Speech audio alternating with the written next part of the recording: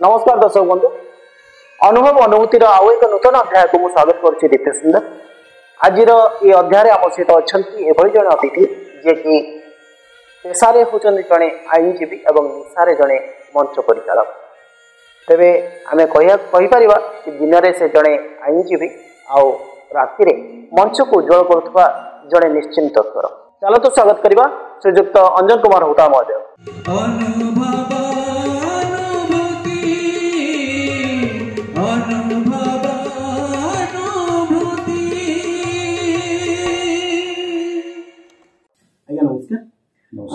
तेबे आपण जने आईनजीवी तेबे आपणकर विशेषकर बाल्य अवस्था जीवन केमती निहाती साधारण जड़े मध्यवित्त साधारण परिवार शांत शीतल जीवन मोर से दिन थिला आज भी रही। आपण ये जो वकील पेशा को केमिति आसिले माने आपनकर पिला बेले से भले किछि इच्छा थिला हाँ मु बड़ हेले वकील हेबी ना आउ किछि ना आपन को प्रेरणा किए देले विशेष करी वकीलती करबा मु घरे ननाबंकर गोटिए पुओ ना भाई ना भौणी गाँ स्कूल रे बेग पटी नहीं पढ़ुली तापर सौभाग्यर सह सत्यवादी हाई स्कूल वन विद्यालय परवर्ती संस्करण जोटा से विद्यालय पाठ पढ़े खेलकूद एनसीसी रेडक्रॉस साधारण स्तर टिके आगु सार मैंने मत भाभी तेणु होल स्कूल कैप्टेन होल स्कूल मॉनिटर होल स्कूल मैगजीन एडिटर मो एनसीसी सर्जेंट हिसाब रे मो सफलतार सह हाई स्कूल जीवन कटे भल नंबर रे मैट्रिक पास कला परे पुरी तत्काल सुनामधन्य कॉलेज सामंत चंद्रशेखर महाविद्यालय रे बेसना +2 +3 है आए पढ़ी सेठी प्रथम श्रेणी पास कला परे बीए रे अर्थनीति सम्मान रे ग्रेजुएशन पास कले आगु को कौन करी कौन न करी किसी हिसाब नथिला पाठ पढ़ुथु जेहेतु घरे गोटे पुओ पुरी कॉलेज रे केवल इंग्लिश रे एमए थिला कोठी नथिला एमए पढ़िबा को हेले हमको भुवनेश्वर जीवा पड़ुथला तो नना कहले गंगाधर महात्र लॉ कॉलेज खोलिछि सेठी वकिलाती पढ़ वकिलाती कले बेसी हेले पुरी रे करबो घरे जाई जीवा आसा वकिलाती करबो किछ पछ कथा एने तो भुवनेश्वर जाई जीवा आसा पढ़िबा भय लागुछि हमको आउ भुवनेश्वर रहिले घर चलिबो केमती गोटे पुत बापा मागर बेसी गेला थी निश्चित तर संदेह अछि ना कोन बापा मांकर स्नेह श्रद्धा आदर भल पाइबा एवं सुरक्षार 100% फायदा मु उठेछि एपरि कि मैट्रिक पास करिया पूर्वरु मु केबे एकुटिया पुरी जाई नथिली मतलब छाड़ नथिली मु जवाब कहि नथिली प्रथम दिन नना मो संगे कॉलेज जाइथिले मु कॉलेज भीतर पसला पर देखिले जे मोर सब अनेक बड़ भाई तातिर रहिचंदी एसएस कॉलेज भीतर ना तुम जाओ मोर चिन्ह लोक सुविधा अच्छा ना हाँ शीघ्र पलैबू आउ काली आस दरकार समस्त अच्छा नना फेरी आसिले बाद पछक चाह देखिए नना जाऊँच ये बापा सुरक्षित जगार छाड़ी घर को फेर तेणु नना बाबू आशीर्वाद परिवार पे आवश्यकता निज आग्रह एवं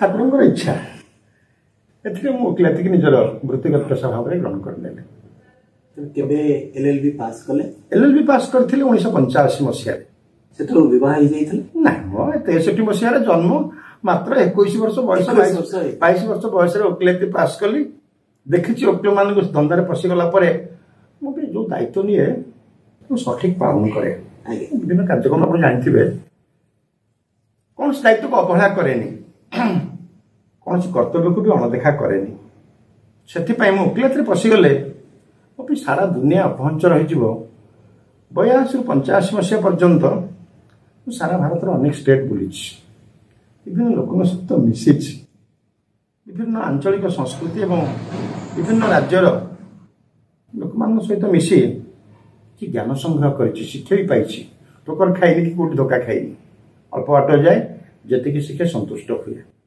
82 रु 85 ओकिलाती सरला 85 रु 88 मु मोर इच्छा पूरण करनेली भारत विभिन्न स्थान बुले 88 मसीहा जून मास 20 तारिख सोमवार दिन मोर गुरु पंडित नीलकंठ दास सानो जोई साहित्य अकादेमी पुरस्कार प्राप्त लेखिका श्रीमती रमा देवी स्वामी स्वनामधन्य प्रथित दशा एडभोकेट श्री द्वारिकानाथ दास का पादधूली नहीं मोर ओकिलाती आरंभ करी पुरी चर्चशिप यहाँ मोर ओकिलाती जीवन अयमारंभ गुरुଙ୍କର ବି ବହୁତ से मोर गुरु मु तांकर पुओ थिली पंडित नीलकंठ दास झीर घर द्वारकानाथ दास चाली चलनी चमक चाहाणी चलनी चमक भितर पूरा भल बिगिनिंग पाई प्रारंभिक ओकिलाती मोर यथेष्ट सुंदर एवं सौभाग्यजनक थिला आज ही मुझे प्रतिफलन तेरे ये जो आईनजीवी जीवन भितर आपनकर किछि अभुला स्मृति रही जोटा कि हम दर्शक सहित अनेक अनेक अनेक रही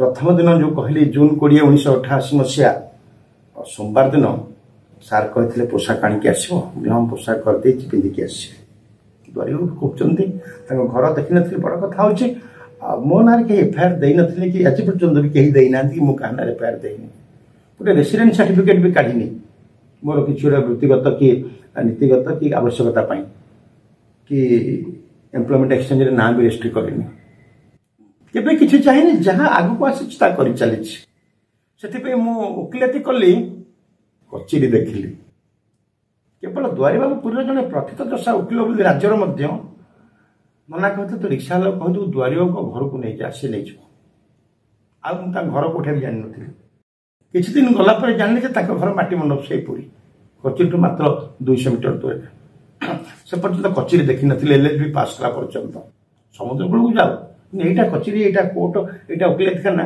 से विषय कौन धारणा मोर नाला मत कहले बाबू यार कष्ट जाच मुझे आज्ञा ना जो जाइए देखापी मो सार विशेष सहधर्मिणी रमादेवी घरे नथिले जाइए बगीचा को भगवत गोटे बड़ बगीचा अच्छी पुओ बहुत थे टुटू भाईना एवं सान भाज मत थंडा पानी पीवाते चा आनीदे मुझे शिक्षा को आसी ना आम भी अतिथि शिक्षा को भी आसे से आम परिवार अतिथि ठीक अच्छे इंजीनियर अमर मिश्र और स्त्री सान भाज किसी समय पर नेली मारुति कार मारुति 800 का नंबर OSP 151 नेली मारुति रे मोर सार आ सार का सहधर्मिणी मोर गुरुमाता यस यस जे किछि भूलेनी तार नाम अंजन से आसिले जमी गाड़ी लगिगला मो घरे बसी पार्ली मत लगला से घर को आसी मत देखले से मत देखा कर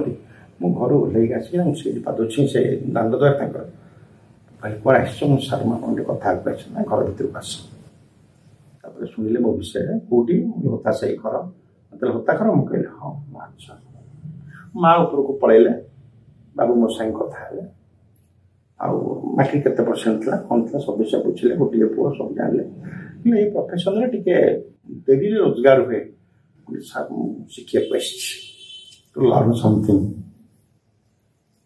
अर्निंग केते बड़े हम आपन आशीर्वाद डाकिले समस्ते स्त्री को माँ डाकती सी भी माँ डाकती माँ टे तौक आस तुम साक्ष्य पर जड़े होता घर पुआ आसती ओकिलाती करने को शिखेबा माँ आसिले धड़ा लुगा पिंधुंट जो धड़ा लुगा पिंधे बहुत भल पाए जाए से सब अच्छी गोटे कला भैनेट पड़ी चश्मा काटली नीलकंठ दास तेजदीप्त शरीर तुम होता से होता घर मुझे हाँ ना नहीं भल पिलाटा शिखेबा ना शिखेबा माँ जो कहले मुझे द्वारे अत्यंत शांत सरल सुधीर लोक ठीक अच्छे जून 20 खोल पोशाक कलनी सार पोशाक करदे मो पाखु कहीं चिंता कल मुझे मो ना शुणी दुआरी बाबू बोली मो साक्ष्य पर बंधुबांधव ना से कलेक्शन करदे आप पंडित नीलकंठ दास कर सान अच्छी अच्छा ठीक अच्छे आस जून 20 तारिख रे बस रे गली कोट फोट सब पिंधि जड़ी भितर कोट पुरे नहीं जून मास खरा दिन था से जदिव वर्षा सीजन खरा चलता है पॉलिथिन भितर कोटा पछता गली से पोशाक आने मुझे जी मत कहते बैंड दबा सी देले कहीं देले हाँ हाँ कले काली कहले ना मो पाखे बैंड सरी जाइए ठीक अच्छे आम तुमको गोटे दबा बुढ़ा वयस्क लोक कथबार्ता ढंग अलग 6 फुट ऊपर हाइट चौड़ा अति कम छाती 56 खन अधिका भी हो पाए दुआरी बाबू तो गोटे दुआर सिंहद्वार से आशा भरसार पुरीवासी आशा भरसार सिंहद्वार जी सी हूँ दुआरी बाबू आम तुमको गोटे बैंड दबा बस चुपचाप बस अन्य वकील मैंने आसिले 3 जन उमेश बाबू पूर्ण बाबू देव बाबू तंकर भणजा मोहर पूर्ण नायक श्री रामचंद्रपुर टुकुना मोहर आसला सी मो क्लासमेट हाई स्कूल पढ़ुला राति अंजन ना अंजन अंजन बाबू से वकील तुम मोहर आज तुम बाहर कथबार्ता मो सामने मोहर वकील नाम धरा धरी डका मत भल लगे अंजन बाबू या वकील खानदार बाबू बाहर तुम सांग क्लासमेट से अलग कथा हाँ सी आज आम शिष्य से अनुसार सम्मान और गुरुत्व देवा समस्त it is beginning first day June 20 1988 मसीहा सोमवार तापर समस्ते गले मत अन्य वकील डाकिले आस आम सांगे जीव ना ना होता बाबू मो सांगे जीवे ठीक अच्छे बाहर सब गली से कहला माँ बैंड आणिक आस होता बाबू आमको बैंड देवे जी कहते सी दौना देले ना माँ जोड़े पैकेट नुआ बैंड आ जोड़े पुराना बैंड आणिक आसिले नुआ नब ना पुराना ना सर आप पुराना बैंड देवे चालाक अच्छ पूर्ण बाबू जी आम वकील विश्वनाथपुर से कहले सर दिंतु जूनियर सी दिंतु मुझे बांधिदेवी तुम तुम काम कर मो काम मुझे गले सी निजे मो बेकरे बैंड बांधिदेले मुझे पाद मुंडिया मारे तुम पुराण कम चल नुआ बैंड तुम बराबर माँ दे गोटे पैकेट में 3टा लेखे बैंड थाए ये 6टा लेखे रखी था पुणी ये पुराना हो चिरीज पुणी व्यवहार कर आज पर्यंत जोड़े बैंड मुझे रखी अधिक समय एठी देली ना एठी कोट बैंड आवश्यक पड़े तेणु से बैंड सेमती अच्छी मो पाखे पुराना बैंड भी किसी अच्छी सार नुआ बैंड भी किसी अच्छी फास्ट डे गलु ऑफिस की कोर्ट गलु मारुति कार रे से नंबर हूँ पंडित नीलकंठ दास का नंबर से गाड़ी बिक्री हेले भी तुम नंबर भी ट्रांसफर कर पार से समय OSP 151 से डिजिटल नंबर नाला पंडित नीलकंठ दास गाड़ी नंबर थिला ये सान झील हिसाब से गाड़ी घिनी आसते निज नुआ कार भी सही नंबर रखिले ढेंगा लोक मारुति कार 800 छोट गाड़ी ना मुंड बाज सार पछे बसिले मु आगे बसिले मोर कहले फाइल तक थोई दे तू आगे चल हम पछर गले गाड़ी फाइल खोल गाड़ी खोल फाइल लो बोलू से पहुँचलु सार जुआड़े कहले मो सांगे सांगे टे रह सार जुआड़े जो मुझे मत कहते इंजिन जुआड़े बासियाड़े मुझे पड़ुची से गलापर सब बड़ बड़ वकील भक्त बाबू नारायण बाबू बामदेव बाबू दाम बाबू केते बड़ बड़ वकील बस चिन्हदेले ये आज आम वकील खानार सदस्य हेले आगर प्रथम कर कचेरी देखिले वकील कौन करेंगे आज ठीक पड़े भल पिला भविष्य मंगल तुम या टे नजर कर समसामयिक वकील मानू ना ना अंजन जहाँ दरकार मुझे कह बहुत खुशी लगे I have a better introduction better fast day in my professional life गोटे फास्ट डे माने मन रखा बेला सरी नहीं मोर गोटे सांग सुधीर नायक सी हूँ माड़ी घर पिला सी वकिलाती पास करथिला रेलवे भी पाई जाइथिला रेलवे से टीटीसी पाइथिला तार भी कला कोट दरकार तो कला कोट करिछि किंतु जॉइन करिवार चिठी आसी जे कोन मुहूर्त आसी पारे सेतक दिन से वकिलाती करथिला एपर्यंत चिठी न आसी ଦେଖିଥିଲା କ୍ଲାରେ ଅଞ୍ଜନ ମୁଁ କହିଲି ହଁ ନା ଭଲ ହେଲା। ସେ ବି ମୋର 1 ନମ୍ବର ଜନସେବା ସାଙ୍ଗ ଥିଲା। ଏମିତି କଥା ହବ ତାର ଗୋଟେ ସାଙ୍ଗଟେ ଗୋଟେ ଆଫିଡେଭିଟ୍ ଆଣିକି ଆସିଲା, ଏଇଟା ଅଞ୍ଜନ ଆଜି କରିବ ତାର ଫାଷ୍ଟ ଡେ।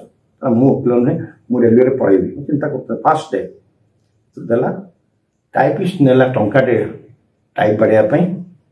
ସିଏ ଆମକୁ 10 ଟଙ୍କା ଦେଲା, ମୋତେ ବତେଇଦେଲା କେମିତି ଆଫିଡେଭିଟ୍ ହେବ, କାହା ପାଖରେ କେମିତି ହେବ। ଫାଷ୍ଟ ଡେ ମୁଁ ଗୁରୁ ସିଏ ପ୍ରଫେସନାଲି ମୋତେ ସାହାଯ୍ୟ କରିଛନ୍ତି ସୁଧୀର ନାୟକ, ମୋର ସାଙ୍ଗ। ସେ ଗଲା କଲୁ, 10 ଟଙ୍କା ଦେଲା, ଯେ ଷ୍ଟାମ୍ପ ବାଡ଼େଇ ଦେଲା ସିଏ ଟଙ୍କାଟି ନେଲା, 10 ଟଙ୍କା ଧରି ଆସିଲୁ। ମୁଁ ତା ହାତ ଏଟା ତୋ ପଇସା, ମୁଁ ଚାଲୁ ଜଳଖିଆଟେ ଖାଇବା। 3 ଟଙ୍କାରେ ଜଳଖିଆ ଖାଇଲୁ, 3 ଟଙ୍କାରେ ଜଳଖିଆ। ବସ୍ ଷ୍ଟାଣ୍ଡରୁ ଦ୍ୱାରିଅଙ୍କ ଘର ରିକ୍ସା 3 ଟଙ୍କା, ହୋଟେଲରେ ମିଲ୍ ଖାଇଲେ ବି 3 ଟଙ୍କା। ଭାତ ଡାଲି ଗୋଟେ ପିସ୍ ମାଛ 3 ଟଙ୍କା, ଭାତ ଡାଲି ଆଳୁ ପୋଟଳ ତରକାରୀ ବି 3 ଟଙ୍କା। ତେଣୁ ସେଦିନର ପ୍ରତ୍ୟେକ କଥା ମୋ ମନେ ଅଛି। ହଁ ମୋତେ ମା କହିଥିଲା ଆଜି ପ୍ରଥମ ଦିନ ଆମ ଘରକୁ ଆସିଛ, ତେଣୁ ଆଜି ବାହାରେ ଖାଇବନି, ଆମ ଘରେ ଖାଇବ। ତେଣୁ ଜଳଖିଆ ଖାଇଦେଲୁ। ସାର୍ କହିଲେ ଆମ ପାଖରେ ବସିବ ନା ସାଙ୍ଗମାନଙ୍କ ପାଖକୁ ଯିବ? ପୂର୍ବ ଟିକେ ପରେ କଥା କହିଦେଲି। ଗଲି ସାର୍ଙ୍କ ପାଖକୁ, ସେ ସୁଧୀର ମାଇକିଆ ମୋତେ ସବୁ ଶିକ୍ଷା ଶିଖୁଥିଲେ। ସାର୍ ମୋ ସାଙ୍ଗମାନେ ଦେଖାଇ ନା ଯା ଦେଖାଇ ତାଙ୍କ ମିଶିକି ଚଳ ଟିକେ। ସିନିୟର ମାନଙ୍କ ସହ ମୁଁ ପରିଚିତ କରାଇଦେଲି। ତମ ସାଙ୍ଗ ସବୁ ଦେଖ ମୋତେ ନଜର କରିତେ, ମୁଁ ଯୁଆଡ଼େ ଯିବି ଆସିବ। ତାପରେ ଆସିଲୁ, ଗଲୁ, ଘରକୁ ଫେରିଲୁ। କହିଲେ ଆଉ ଆଜି କେମିତି ଲାଗିଲା? ସାର୍ ଗୋଟେ ସାଙ୍ଗ ଦେଖା ହେଲା, ମୁଁ ଆଜି ଗୋଟେ ଆଫିଡେଭିଟ୍ କରିଛି। ଚଷମା ଟିକେ ଥୋଇଦେଲେ, ପ୍ରଥମ ଦିନ ଆଫିଡେଭିଟ୍। କହିଲେ ହଁ କେମିତି ହେଲା? ମୁଁ କହିଲି ସେ ସୁଧୀର ଯୋଉ ତା ବାପ ତା ବଡ଼ ଭାଇ ଥାନ୍ତି ଯୋଉ ସପ୍ଲାଇ ଡିପାର୍ଟମେଣ୍ଟର ଜଣେ ବଡ଼ କର୍ମକର୍ତ୍ତା, ତାଙ୍କ ସାନ ଭାଇ। ହଁ ତାଇ ସାନ ଭାଇ? ମୁଁ କହିଲି ହଁ।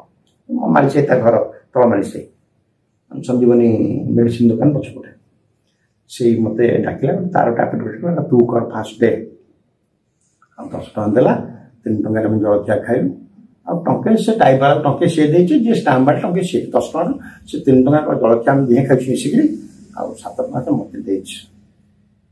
ତମେ ଭାଗ୍ୟବାନ, ତମେ ଭାଗ୍ୟବାନ। ମୁଁ 25 ପଇସା ରୋଜଗାର କରିବା ପାଇଁ ମୋତେ ମାସେ ଲାଗିଯାଇଥିଲା। ମୋ ଗୁରୁ ଦ୍ୱାରକାନାଥ ଦାସଙ୍କର ଷ୍ଟେଟମେଣ୍ଟ, ପ୍ରଥମ ଦିନରୁ 7 ଟଙ୍କା ରୋଜଗାର କଲ। ହଉ ଆସ ଆସ ଆସ, ଯାହା ଭଗବାନଙ୍କ ପରା ଆସ। ଘରୁ ଗଲାବେଳକୁ ସେ ପାଖରେ ଜଣେ ଡକ୍ଟର ଆଚାର୍ଯ୍ୟଙ୍କର ଘର ଥାଏ, ମାଟିମଣ୍ଡପ ସାହିରେ, ଦ୍ୱାରିଅଙ୍କ ଘର ଡାହାଣ ପଟେ। ତାକୁ ଆରଟିଓ ବାଲା ଭଡ଼ାରେ ନେଉଥାନ୍ତି। ସେଇ ମାଟିମଣ୍ଡପ ସାହିରେ ପଶିଗଲାକୁ ବାଁ ପଟେ ଆରଟିଓ ଅଫିସ ଭଡ଼ା। ତେଣୁ ସେ ଯେଉଁ ଆଚାର୍ଯ୍ୟ ବାବୁ ଗୋଟେ ତାଙ୍କର ଘର ଭଡ଼ା ଏଗ୍ରିମେଣ୍ଟକୁ ବାବୁଙ୍କୁ ଦେଇଥାନ୍ତି। ବାବୁ ତାକୁ ରେଜିଷ୍ଟ କରିଦେଇଥାନ୍ତି। ମୋତେ ଆଣି ଦେଲେ ବହିଟି, କହିଲେ ଏଇଠୁ ଏଯାଏଁକେ ଏତକ ଉତାରି ଦିଅ। ଉତାରି ଦେଲେ, ଆଉ ସିଏ ଯଦି ଆସିବେ ମୋତେ କହିଦେବ ଯେ ମୁଁ ଉପରେ ଅଛି, ଉତାରିକି ତାଙ୍କରି ହାତରେ ପଠେଇଦେବ। ସାର୍ ଗଲେ ଉପରକୁ ରେଷ୍ଟ ନେଲେ, ମା ରୋଷେଇ କରିଥିଲେ, ମାଛ ଫାଛ ଆମେ ଖାଇଲୁ। ତାର ମାଛ ପ୍ରିୟ ଟିକେ ଆମେ ଧରିବୁ ମୋର ଖାଇଲୁ। ମୁଁ ବସିକିରି ସାର୍ ଗଲେ, ମୁଁ ତାକୁ ସେ ବହିଟାକୁ ଉତାରି ଦେଲି ଯୋଉ କହିଥିଲେ। ତାପରେ ସେ ବହିଟାକୁ ମୁଁ ପଢ଼ିଲି ବସିକି। ଘଣ୍ଟେ 2 ଘଣ୍ଟା ପରେ ସେ ଆଚାର୍ଯ୍ୟଙ୍କର ପୁଅ ଆସିଲେ, ଯେ ବାବୁ ମୁଁ କହିଲି ଉପରେ ଅଛନ୍ତି, ଆପଣ ଆଚାର୍ଯ୍ୟ ହଉ କି? ନା ହଁ। ସାର୍ କହିଛନ୍ତି କାଗଜଟାକୁ ଉପରକୁ ନେଇକି ଯିବା ପାଇଁ। ନା ଠିକ୍ ଅଛି। ସେ ଗଲେ, କଥାବାର୍ତ୍ତା ହେଲେ, ତାପରେ ଆସିଲେ, ମୋତେ 200 ଟଙ୍କା ଦେଲେ। ସେ ଗଲେ, କହିଲେ ସାର୍ କହିଛନ୍ତି ରଖିଦେବାକୁ। ସେ 200 ଟଙ୍କା ଟିକେ ମୁଁ ଥୋଇଦେଲି। ତାପରେ ପେପର ୱେଟ୍ଟି ମଡ଼େଇ ଦେଇକି ବସିଲି। ସନ୍ଧ୍ୟା 6 ବେଳକୁ ସାର୍ ଉଠିକି ଆସିଲେ, ତମେ ଏପର୍ଯ୍ୟନ୍ତ ଯାଇନ? ମୁଁ ସାର୍ ପଳାନ୍ତି ଯେ ବହିଟା ମୋତେ ଦେଇଥିଲି, ଥୁଆ ହେଇଛି। ସେ ଯେଉଁ ଆଚାର୍ଯ୍ୟ ଆସିଲେ 200 ଟଙ୍କା ଦିଆହେଇଛି, ଥୁଆ ହେଇଛି। ବହି ସେ ଆଲମାରିରେ ରଖିଦେଇଥାନ୍ତ, ସେ 200 ଟଙ୍କାଟା ତମର। ମୁଁ ସାର୍ କିଛି କାମ କରିନି, ଯେଉଁ ଉତାରିଲ। ସିଏ ଯଦି ଜାଣିଥାନ୍ତା ତମେ କେବଳ ଉତାରି ଦେଇଛ ବୋଲି, ତମକୁ ସେ 20 ଟଙ୍କା ଦେଇଥାନ୍ତା। ସେ ଜାଣିଲେ ସେ କାମଟା ମୁଁ କରିଛି, ମୁଁ ସେ 200 ଟଙ୍କା ଦେଇଛି। ତମର ପ୍ରଥମ ଦିନ ତୁମେ ବିନା ସହାୟତାରେ ଗୁରୁଙ୍କର 7 ଟଙ୍କା ରୋଜଗାର କରିଛ ମାନେ ବୃତ୍ତିଗତ ଜୀବନ ତମର ଯଥେଷ୍ଟ ଧନ୍ୟ ହବ। ମୁଁ ଯେଉଁ ଭାବିଥିଲି ଯେ ଆଜି ଅଞ୍ଜନକୁ ମୁଁ ଆଜି ତାକୁ ଅନୁକୂଳ କରେଇବି, ମୋର ସେ ଦର୍ପ ରହିଲାନି। ତମ ସାଙ୍ଗ ତମକୁ ରୋଜଗାର କରିଦେଲା, କିନ୍ତୁ ମୁଁ ତମ ପାଇଁ ଯେଉଁ କାମଟା ରଖିଥିଲି ତମ ସେ ଲେଖା ହେଇକି ଅଛି ନା। ଚା ପିଅ? ଚା ପିଏ ଯେ ଆଜି ପିଇବିନି, ଆଜି ଆପଣଙ୍କ ଘରେ ଏବେ ଘଣ୍ଟେ ତଳେ ଖାଇଛି। ମୁଁ ମାଉସୀ ଘରକୁ ଯିବି, ଦେଖା ହେଇକିରି ରାତିରେ ଟ୍ରେନରେ ଘରକୁ ପଳେଇବି। ନା ହଉ ଯାଅ, ସବୁଦିନ କୋର୍ଟ ବୁହାବୁହି କରନି। ଏଇ ଆଲମିରାଟା ତମର, ଗୋଟେ ଆଲମିରା ମୋତେ ଦେଇଦେଲେ, ବହିପତ୍ର ଅଛି, ଏଇ ଥାକରେ ତମେ କୋର୍ଟ ରଖିଦେବ। ତମେ ଚାହିଁଲେ ଚାବି ପକେଇ ପାର, ନହେଲେ ଖାଲି ରଖିପାର। ଏତେ ବହି ଥୁଆ ହେଇଛି, ଚାବି ପଡ଼ିନି, ମୋ କୋର୍ଟଟାରେ ମୁଁ କାହିଁ ଚାବି ପକେଇବି? ମୋ କୋର୍ଟଟା କ'ଣ ସେ ଏତେ ବହିଠୁ ମୂଲ୍ୟବାନ? ଚାଲାକ ଅଛ, ଏ ପଦେ କଥା କହନ୍ତି ଚାଲାକ ଅଛ, ରଖିଦିଅ, ଯାଅ। ଆସିକି ମୁଣ୍ଡିଆ ମାରିଲି, ମାଆଙ୍କୁ ଦେଖାହେଲି। ମାଆ କହିଲେ ସବୁଦିନ ଦେଖା ମତେ ଆସିବନି, ତମେ ଯିବ ବାବୁଙ୍କୁ ଦେଖା ହେଇଯିବ, ପିଲାମାନେ ଅଛନ୍ତି ନାତି ନାତୁଣୀ ବୁଲୁଛନ୍ତି, ତାକୁ କହିଦେବ ଯେ ଘର ଚାରି ପକେଇବ ପଳେଇବ। ମୁଁ କେତେବେଳେ ଶୋଇଥିବି ତମ ପରେ ଅପେକ୍ଷା କରିବ ମତେ ଦେଖା ହେଇଯିବ ବୋଲି। It is my first professional day in my life. June 20, 1988 ମସିହା ସୋମବାର। ଯିବାଠୁ ଆସିବା ପର୍ଯ୍ୟନ୍ତ ଗୋଟି ଗୋଟି ମନେ ଅଛି, ଆଖି ବନ୍ଦ କରି ସେ ଦୃଶ୍ୟକୁ ମୁଁ ଆଖି ସାମ୍ନାରେ କଳ୍ପନା ଚକ୍ରରେ ଦେଖିପାରିବି, ଦେଖିପାରୁଛି ମଧ୍ୟ। It is first day. ବହୁତ ବଡ଼ ଆଚିଭମେଣ୍ଟ ଥିଲା, ବହୁତ ବଡ଼ ଆଚିଭମେଣ୍ଟ ମୋର ଥିଲା, ବହୁତ ବଡ଼ ଆଚିଭମେଣ୍ଟ।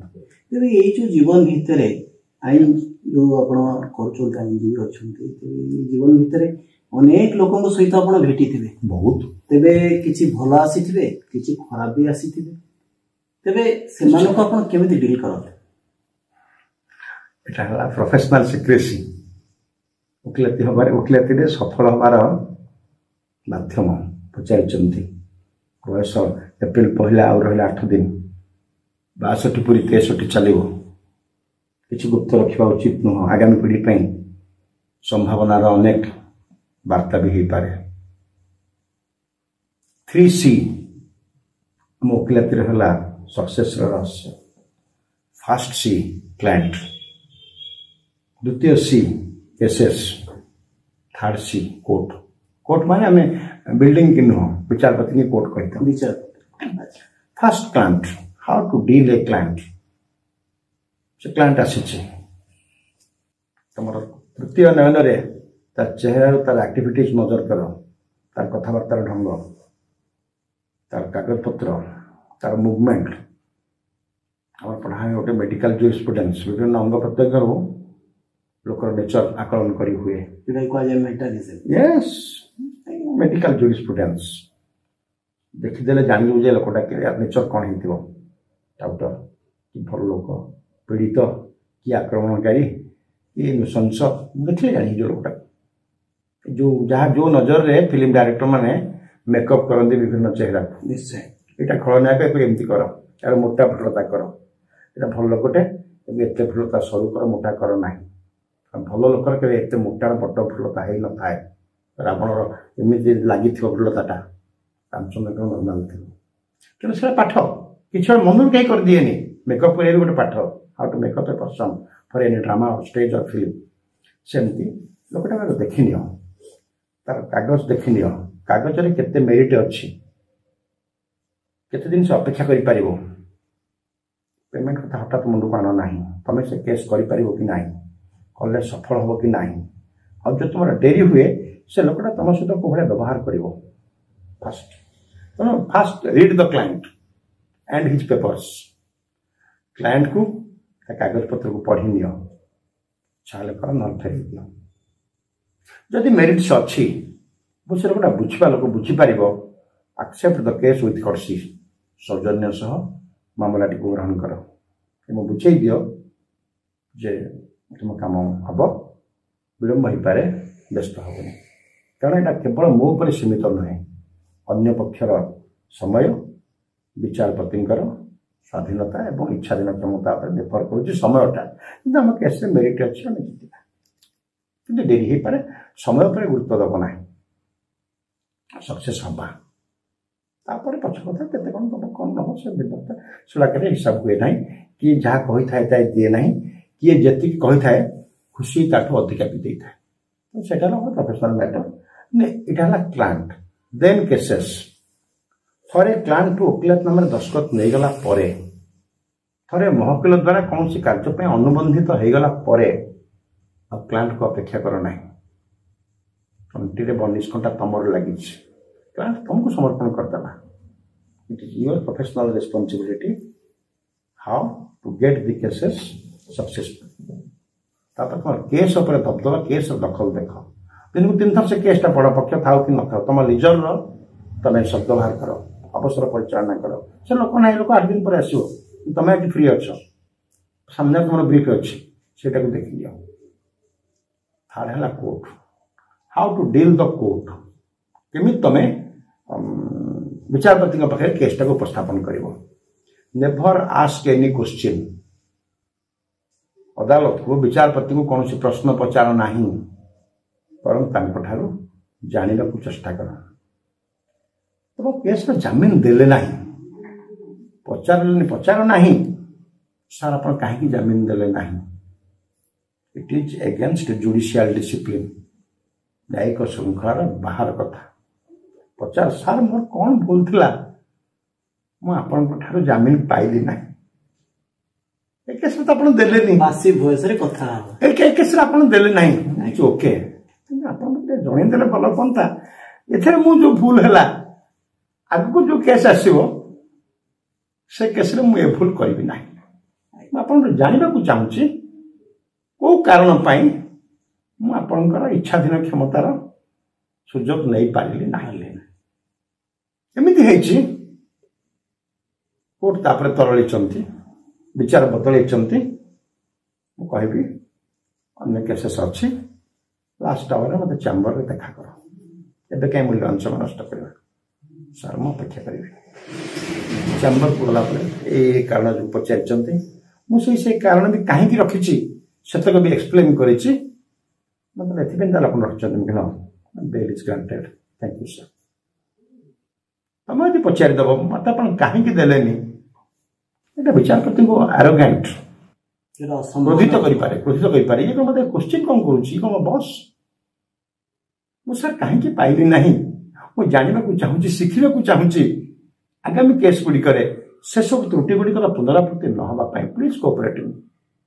ମୁଁ ଆଗାମୀ କେସ୍ ଗୁଡ଼ାକରେ ତ୍ରୁଟି କରିବାକୁ ଚାହୁଁନି। ଆପଣଙ୍କ ପରାମର୍ଶ ପାଇଲେ ମୋର ଆଗାମୀ କେସ୍ ଗୁଡ଼ାକ ତ୍ରୁଟି ଶୂନ୍ୟ ହେବ। ତେଣୁ ହାଉ to deal the client, how to deal the cases, how to deal the court, ଏଇ ତିନିଟା ତମେ ଯଦି ସକ୍ସେସ୍ ଅଛ, ଯେକୌଣସି ଜାଗାରେ ଓକିଲାତି କର, ମୁଁ ଭାବୁଛି ଲକ୍ଷ୍ମୀ ସରସ୍ୱତୀ ଉଭୟ ଆପଣଙ୍କୁ ବରଦାୟକ ହେବେ, ଏଥିରେ କୌଣସି ସନ୍ଦେହ ନାହିଁ। ଦର୍ଶକମାନଙ୍କୁ ଆଜି ବହୁତ ବଡ ଗୋଟେ ଜ୍ଞାନ ମିଳିଲା ଏ ବିଷୟରେ। ସବୁଠି ନିଶ୍ଚୟ ମନ୍ତ୍ର ରହିଛି। ଠାକୁର ସମସ୍ତେ ପୂଜା କରନ୍ତି, କିନ୍ତୁ ସବୁ ପୂଜାରୀଙ୍କର ପୂଜା ଠାକୁରଙ୍କ ପାଖରେ ପହଞ୍ଚେ ନାହିଁ। ଯଦି ମନ୍ତ୍ର ଠିକ ଅଛି, ମାଧ୍ୟମ ଠିକ ଅଛି, ଠାକୁର ନିଶ୍ଚୟ ଖୁସି ହେବେ, ଏଥିରେ କୌଣସି ସନ୍ଦେହ ନାହିଁ। ତେବେ ଆଜିକାର ସମାଜ କ'ଣ ପ୍ରକୃତରେ ଆଇନ ଉପରେ ବିଶେଷ କରି ଭରସା କରି ରହିପାରିବ? ନା, ଭରସା ରଖୁନାହିଁ। ନ୍ୟାୟପାଳିକା ଉପରୁ ସାଧାରଣ ଜନତାର ଆସ୍ଥା ହଟିଯାଉଛି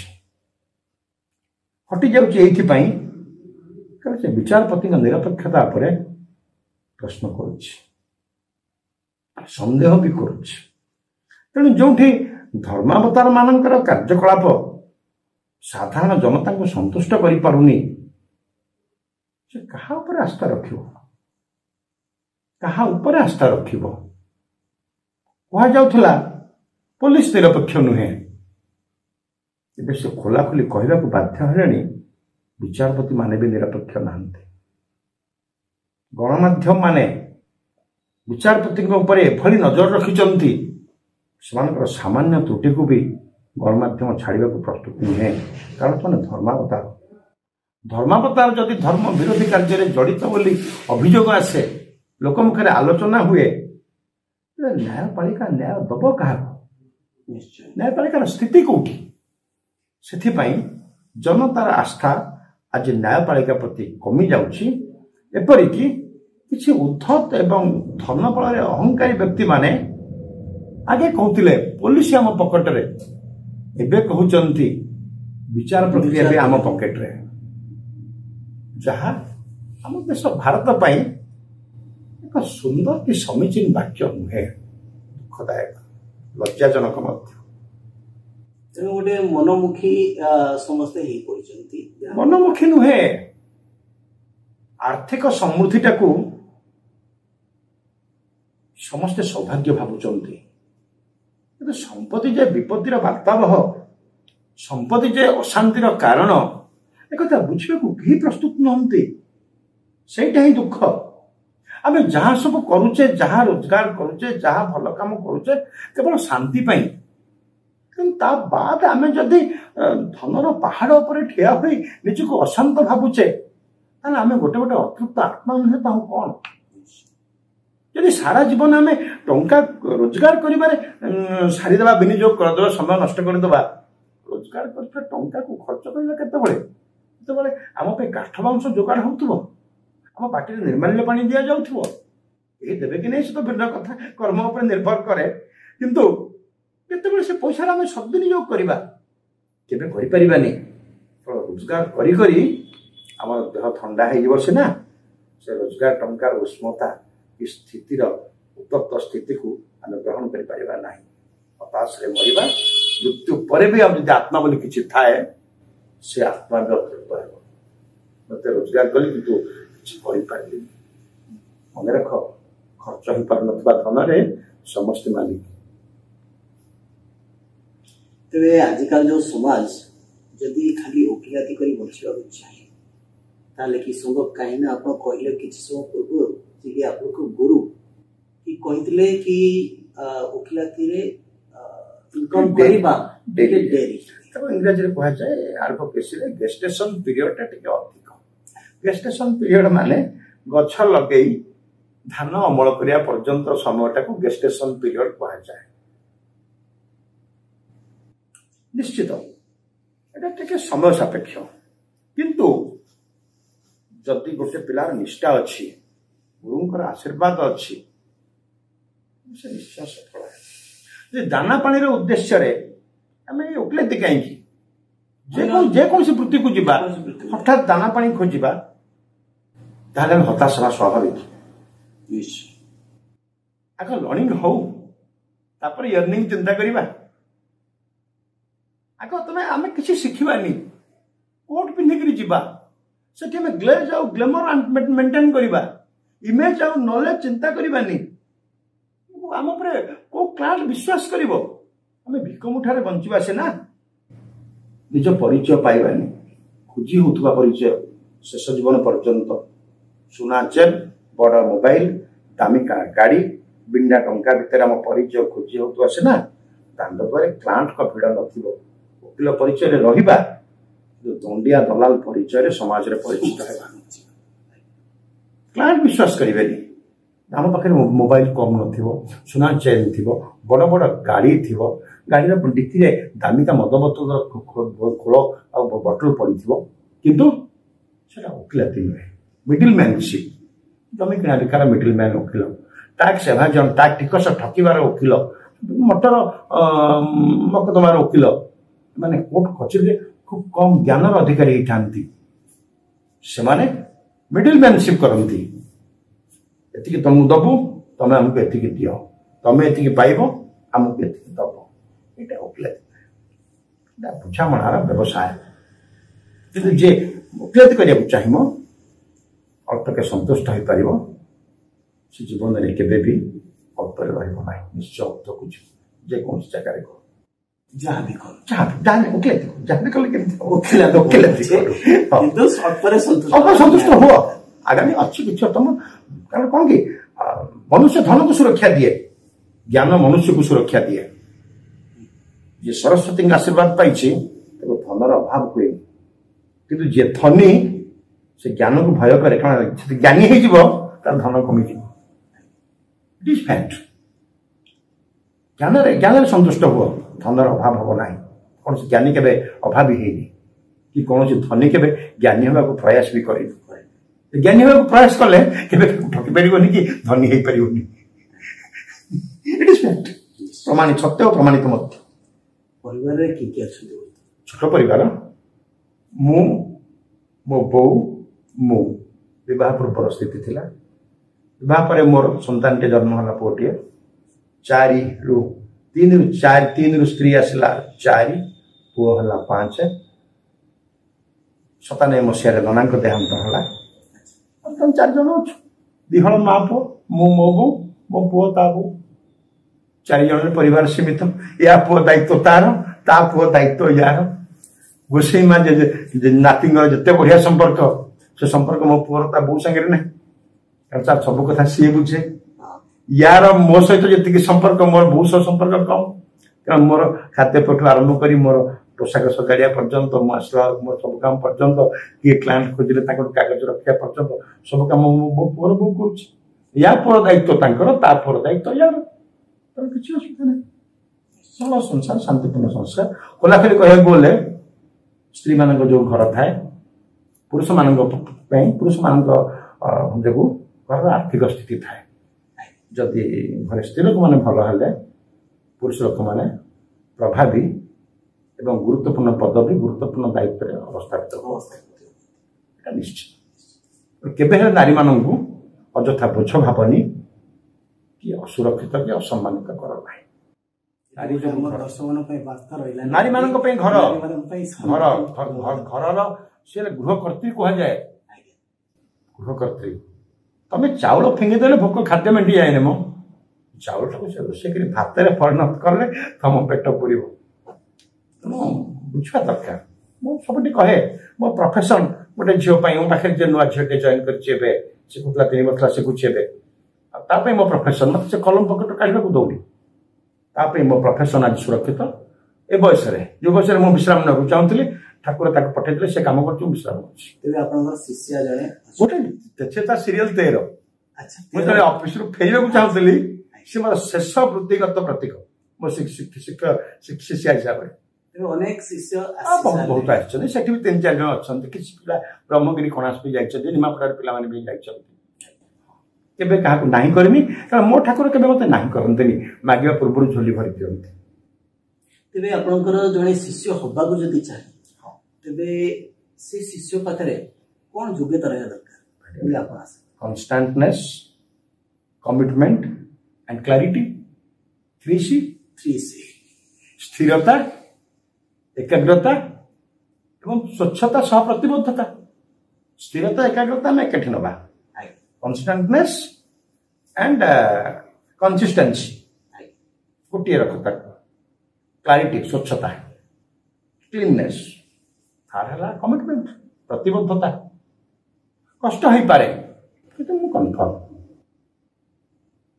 एवं जो शिष्या कथा कहती सरिता दास आफ्टर 45 से प्रोफेशन को आसला 44 रे प्रोफेशन को आसला बट सर जिते कष्ट हेले भी प्रोफेशन को रही कारण मु परिचय खोजुची 2002 मसीह से पास करतला LLB गोटे झील से बाणी बिहान कला पाठ पढ़िया ये घरे कौन कर आइडल माइंड हो समस्त ऑफिस मैनेजमेंट करू होम मैनेजमेंट करू प्रॉपर्टी मैनेजमेंट करू मनी मैनेजमेंट करू बिजनेस मैनेजमेंट करू the best management is your leisure management जो अवसर भलरे कटई पारी जीवन में सफलता तार पोषा मानी कारण खाली समय ही तुम मुंड को अपचिंता पापचिंता आने अवसरटा से मो पे कटेला सब कम से करदेला मुझे जो विश्राम ना चाहूली ठाकुर कहते विश्राम ले घरे नुह से ऑफिस से गोटे शिखा से तो शिख तू बस सफिसीयंट रोजगार कर प्रथम दिन ही मुझे आशीर्वाद दे चलती सी खुशी अच्छी मुझे खुशी अच्छी कम नक खुशी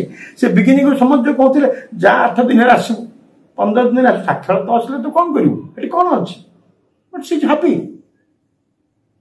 खुशीटा तुम निज ऊपर निर्भर करे निज कमिटमेंट कठिन परिश्रम कमिटमेंट क्लैरिटी कंसिस्टेंसी एंड कंस्टेंटनेस सब तेणु किसी ना तुम चाहिए कर तुम प्रोफेशन देख आप प्रोफेशन देखु बिगिनिंग कौन गोटे अमास्या पर पूर्णमी आसवा को 15 दिन लगुच हठात तो अमास्यावासी पूर्णमी हो जाऊन ना जन्मटा छोटिया छोटिया छोटिया छोटिया है 15 दिन पर गोटे बड़ जन्म अमावस्या पर पुणी खसी खसी खसी जाई जीरो खाली हो जाऊँगी जन्मटा गोटाए हवा को 15 दिन समय नौ आम राति सकाल रोम नगर आशा करवा निहत हास्यास्पद हेनी गो अहेड पांच चढ़ छात देखुचे छात पर्यंत कहीं देखनी कि 1005 चढ़ी तो कि 805 चढ़ी फैक्ट गो अहेड बंद आखि खोला रख आग चल कि कान पूरा लोक बहुत कथा कहे गो अहेड तेरे अनेक समय देखा आपणकर ये हूँ जीविका सहित आ गए आपणकर पेशा रही निशा निशा कहीपर तेरे निशाटा को आपण ता सहित मैनेज करके चली खूब सुंदर भाव जोटा कि एंकर धन्यवाद दे माँ सरस्वती को नमस्कार कर सरस्वती आशीर्वाद रे मैं सब पाई पेशा तो कहल वकिलाती निशा ये हूँ निशा निशा कहले कहीं छोटिया लगुच मोटे जीवन जीवन जीवन अच्छी बोली जीविका चली हाथ में माइक्रोफोन आसीगले मो देह अम्लजान संचरी जाए से मु ही न था मो मंचर अंश विशेष पलटि जाए मंच पर जो व्यक्ति विशेष थे भी से मो अतिथि देवतुल्य अतिथि देव कौ दलर कौ वृत्तिर क्यों स्थितिर क्यों परिस्थिति से मो चिंता न था मो मंचर अंश एवं से मंचासीन अतिथि या भर मो रहे ऑडियंस मो देवसभा से माने जो लैंग्वेज बुझे से ही कही से भी तीन टा जिनस रही क्यों उद्देश्य मंच या तो मोटो ऑफ द स्टेज तमें क्यों परिचय मंच उपर उपस्थित अच्छ सभापति संपादक मुख्य वक्ता मुख्य अतिथि कार्यक्रम संयोजक उपस्थापक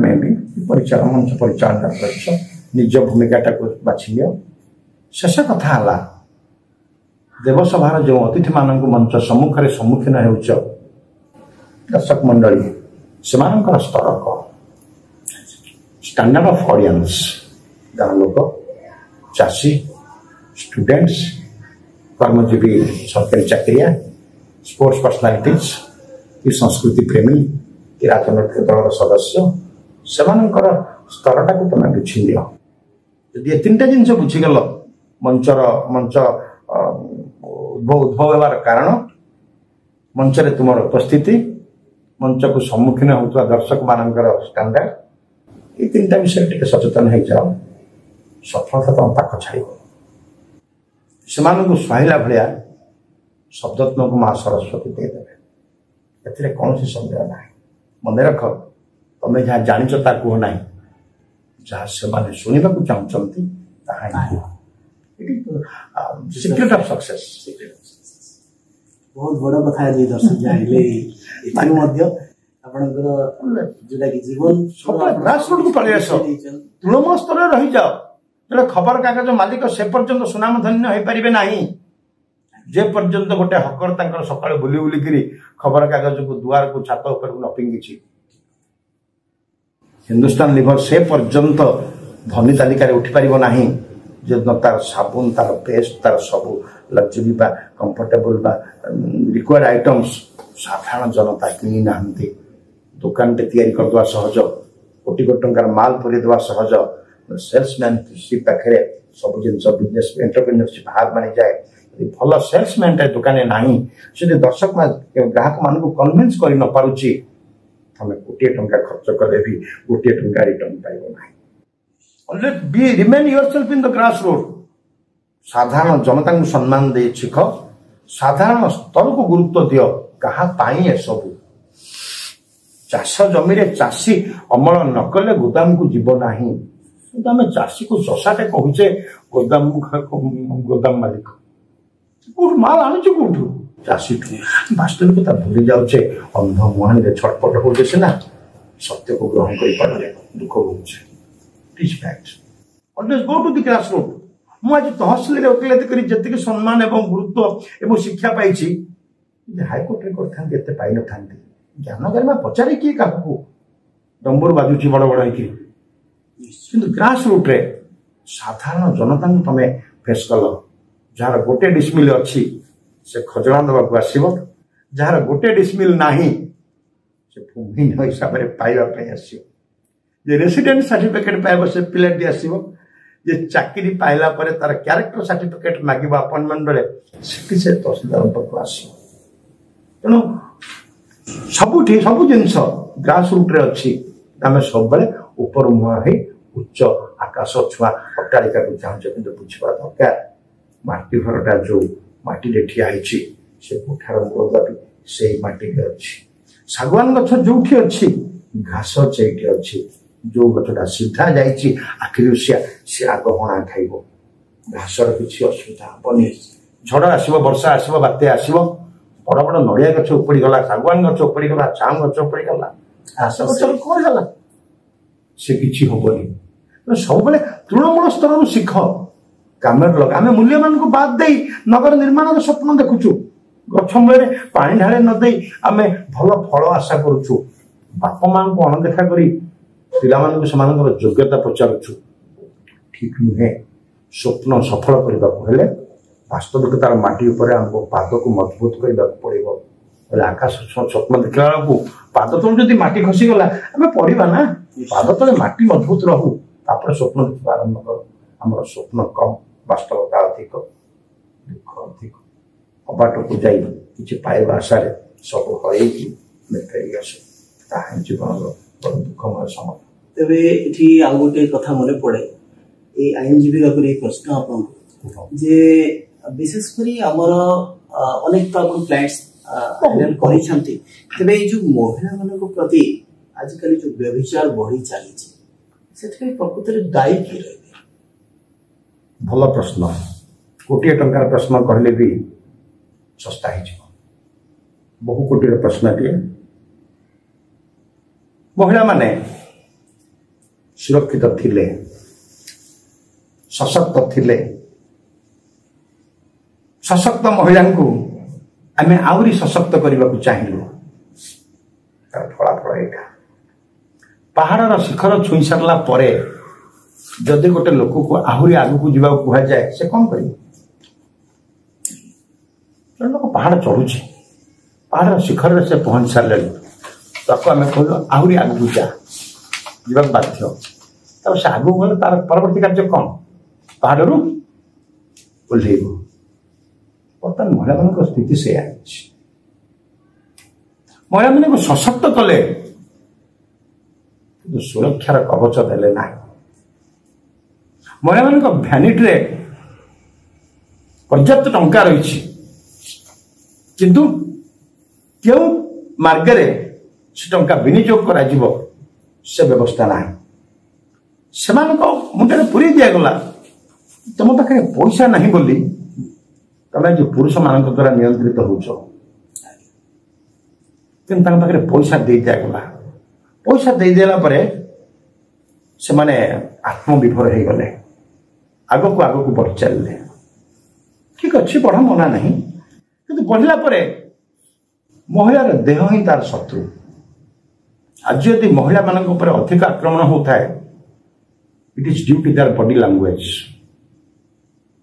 आईन किसी वितर्कित न्याय आसला महिला मैंने या करें या कले किसी भूल नुहे या कले किसी भूल नुहे से सठिक तर्जमान कर अन्य भाव में आईन की भरोसा करगले तेनाली सुरक्षा कवच रहा ना खोला खोली कह गले पुरुष ता रोजगार टाइम आम परिवार आय मो पिला दान पानी स्त्री केवे ता रोजगार टाक परिवार आय कर मो रोजगार तमें केमी परिवार चल चला अंटनी अंटल देखा मुझे कौन करें कि परिवार मु खर्च कर कौन विधि विधान ना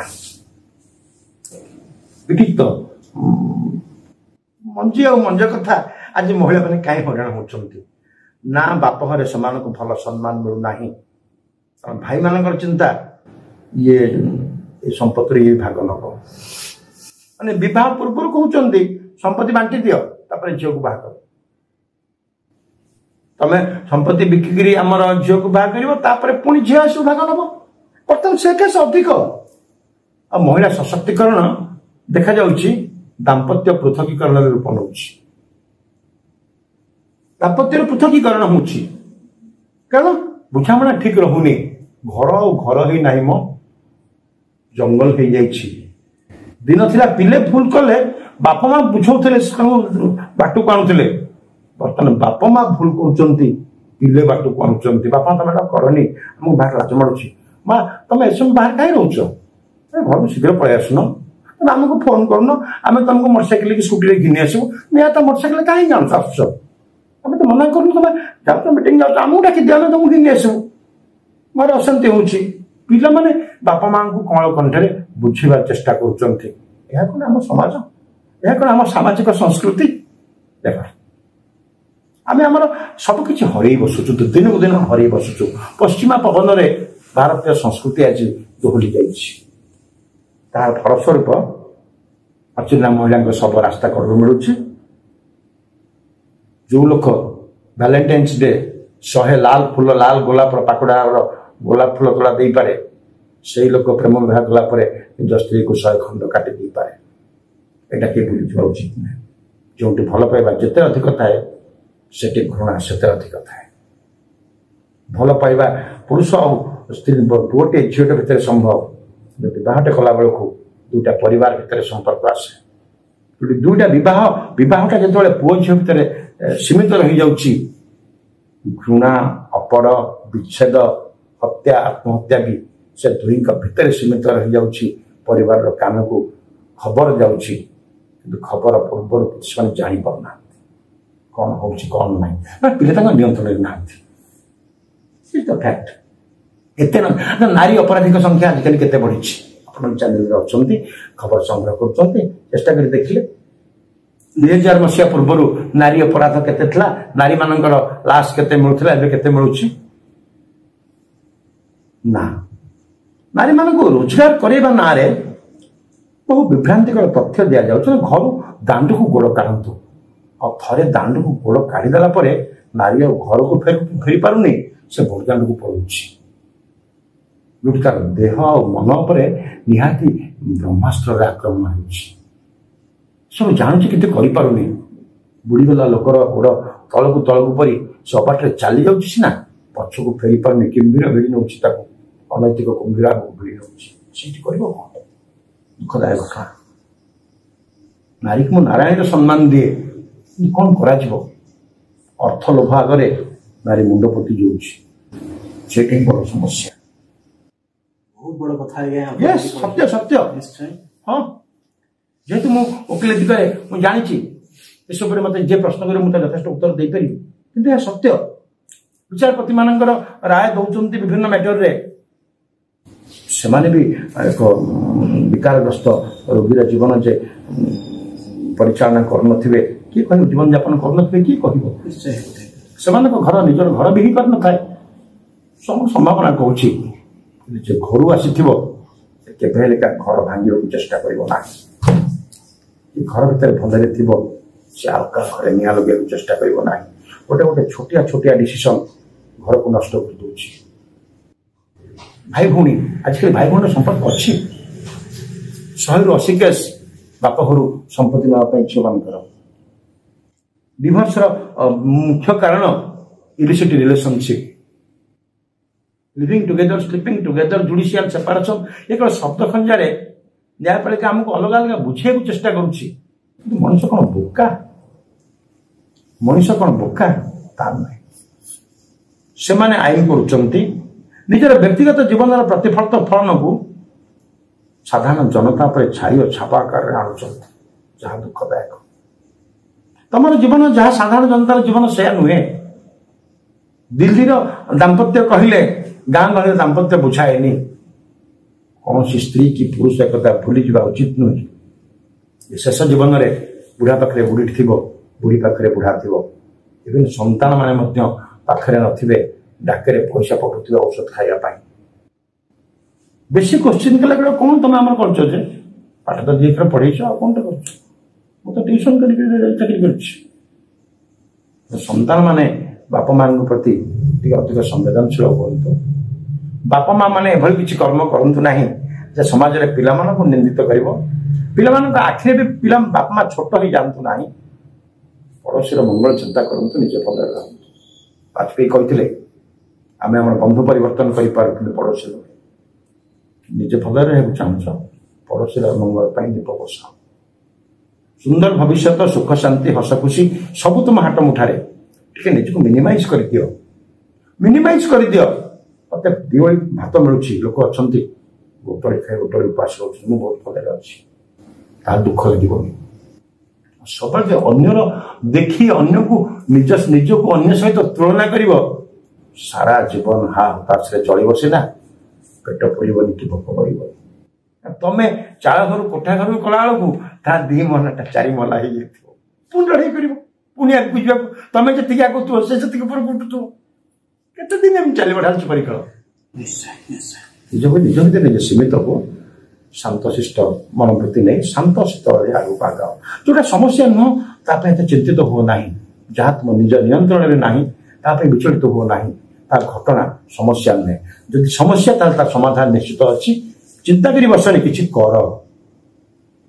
ଖାଲିରେ ବସି ମୁଁ ଭାବୁଛି ନା ଭାବନାରେ ସମୟ ଦିଅ ନାହିଁ ଭାବାବେଗଠୁ କର୍ତ୍ତବ୍ୟ ବହୁ ଉର୍ଦ୍ଧ୍ୱରେ କର୍ତ୍ତବ୍ୟ କରି ଚାଲ ଖୁସିରେ ରହିବ କେହି ତୁମ ନିଜର ନୁହେଁ କାହାକୁ ପର ଭାବ ନାହିଁ ଯଦି ତୁମେ କେମିତି ମରିବ କେଉଁଠି ମରିବ କାହା କାନ୍ଧରେ ସ୍ୱର୍ଗଦ୍ୱାର କି ମେଡିକାଲ ଯିବ ତାହା ଜାଣିନ କାହାକୁ ନିଜର କହିବ କାହାକୁ ପର କହିବ ରାସ୍ତାରେ ଯାଉଛ ମୁଣ୍ଡ ବୁଲିଗଲା ପଡ଼ିଗଲ 23 ଫୁଟ ତୁମକୁ କିଏ ମେଡିକାଲ ନେଲା ଜାଣିପାରିବ କିଏ ତୁମକୁ ପାଣି ଟିକେ ଦେଲା କିଏ ତୁମ ଘରକୁ କିଛି ଦିଶି ଲୋକଟା ନିଜର ନା ଯାହା ପାଇଁ ସମ୍ପତ୍ତି ବାଡ଼ି ସୁନା ରୂପା ବ୍ୟାଙ୍କ ବାଲାନ୍ସ ଥୋଇ ଦେଇଯାଇଛ ସେ ତୁମ ନିଜର ଯଦି କୋଉଠି ମରିବ କେମିତି ମରିବ କାହା କାନ୍ଧରେ ମେଡିକାଲ କି ମଶାଣିକି ଯିବ ତାହା ତମେ ଜାଣିନାହ କାହାକୁ ପର କହିବ ତମେ ଯେ ସମସ୍ତେ ନିଜର ଠାକୁରଙ୍କ ପରି ହୃଦୟ ପ୍ରଶସ୍ତ କରି ନିଅ ଆକାଶ ପରି ବ୍ୟାପକ ହୁଅ ସମୁଦ୍ର ପରି ଗଭୀର ହୁଅ ସମସ୍ତଙ୍କୁ ସାଉଁଟି ନିଅ କିନ୍ତୁ ଯେଉଁ ମଣିଷ ଜନ୍ମ ମାନେ ତା ପାଖରେ ନିଶ୍ଚୟ ଭଲ ଗୁଣ କିଛି ଅଛି ତାର ମନ୍ଦ ଦିଗକୁ ନଜର ଦିଅନି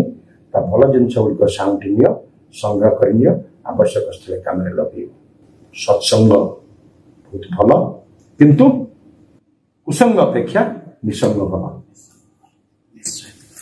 ତେବେ ଆମର ଶେଷ ପର୍ଯ୍ୟାୟକୁ ଆମେ ଯିବା ରାଫିଡ୍ ରାଉଣ୍ଡ ଯୋଉଥିରେ କି ଆପଣ ଏକ ପଦରେ ପ୍ରକାଶ କରିବେ ସମସ୍ତ ପ୍ରଶ୍ନ ଠିକ ଅଛି ପରିସ୍ଥିତି ନା ପରିବାର ପରିସ୍ଥିତି ଆଗ ସଫଳତାରେ ପରିବାର ଖୁସି ହୁଏ ଓକିଲ ଜୀବନ କଷ୍ଟଦାୟକ ହେଲେ ବି ସମ୍ମାନସ୍ପଦ ମଞ୍ଚରେ କଣ କଣ ମଞ୍ଚର ମୁଁ ଏକ ଅଂଶ ପିତାମାତାଙ୍କର ସେବା ନିହାତି କରଣୀୟ ଯୌଥ ପରିବାର ଆଜି ତାରିଖରେ ବିପଜ୍ଜନକ ଏବେକାର ଆଇନ ବ୍ୟବସ୍ଥା ନିରପେକ୍ଷ ହେଲେ ଭଲ ହୁଅନ୍ତା ସମ୍ବିଧାନର ନିୟମାବଳୀ ବାରମ୍ବାର ପରିବର୍ତ୍ତନ ହେଉଥିବାରୁ ଜନତାଙ୍କୁ ବିଭ୍ରାନ୍ତ କରୁଛି ବର୍ତ୍ତମାନର ସତ୍ୟବାଦୀର ପରିସ୍ଥିତି କଣ ୟା ଉପରେ ପଦେ କହିବି ଗୋଟିଏ ଶବ୍ଦ ନୁହେଁ ଆଜ୍ଞା ଅଖୋଜା ଅଲୋଡ଼ା ମଣିଷ ଆମେ ଘର ଆମ ସତ୍ୟବାଦୀ ଜୀବନ ଜନମ ସାର୍ଥକ ହୋଇବ କାହା ସେବାରେ ଲାଗିଲୁ ଯଦି ଗୋପାଳ ଜୀଉଙ୍କ ଆଶ୍ରାରେ ବଞ୍ଚିଛୁ ପଞ୍ଚସଖା ଆମ ସ୍ୱାଭିମାନୀ ପରିଚୟ ଅନେକ ଦିନରୁ ମରିଛି ଏ ମାଟି ତଥାପି କରୁଛୁ ବଞ୍ଚିବାର ଅଭିନୟ ଭାଗ୍ୟରେ ଥିଲେ ମିଳିଥାଏ କୋଟି କୁମ୍ଭ ମହାକୁମ୍ଭ ସ୍ଥାନର ଫଳ ଆରାଧ୍ୟ ସାରା ଜଗତର